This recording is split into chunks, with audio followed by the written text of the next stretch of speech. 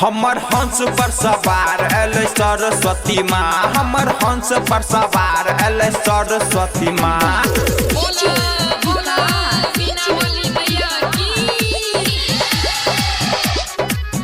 हमर हंस पर सवार एलै सरस्वती माँ, हमर हंस पर सवार एलै सरस्वती माँ।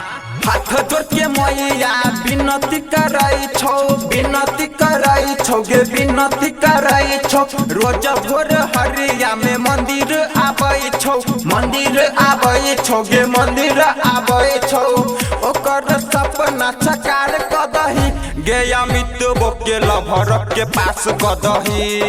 सोचल सपना साकार क दही गे अरविंद के लभर के पास क दही। 2020 किछ खास क दही अभिषेक हो के लभर के पास क दही गे माँ।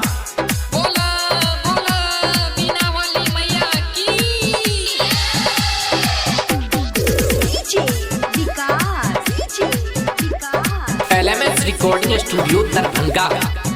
हमर हंस पर सवार एलै सरस्वती माँ, हमर हंस पर सवार एलै सरस्वती माँ। सुत उठ माँ तोहर चरण पूजै छौ, 3 टाइम क्लास करै छौ। सुत उठ माँ चरण पूजै छौ, 3 टाइम क्लास करै छौ। ओकर सपना झकास क दही गे मुकेश बो के लभर के पास क दही। सोचल सपना झकास क दही गे कृष्ण के लभर के पास क दही। 2020 किछ खास क दही गे ललन के लभर के पास क दही गे माँ।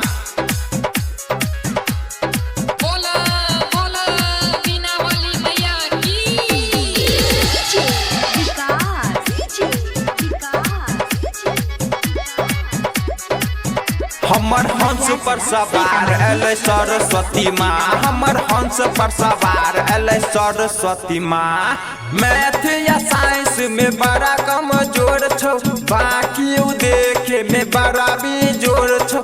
मैथ या साइंस में बड़ा कमजोर छौ, बाकी देखे में बड़ा बेजोर छौ। सोचल सपना साकार क दही गे प्रभात बो के लभर के पास क दही। सोचल हो सपना साकार क दही गे माफिया के लभर के पास क दही। 2020 किछ खास क दही गे माधव के लभर के पास क दही।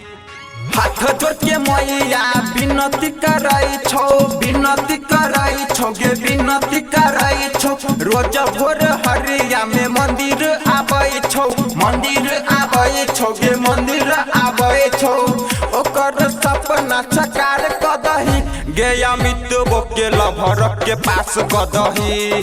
सोचल सपना साकार क दही गे अरविंद के लभर के पास क दही। 2020 किछ खास क दही अभिषेक हो के लभर के पास क दही।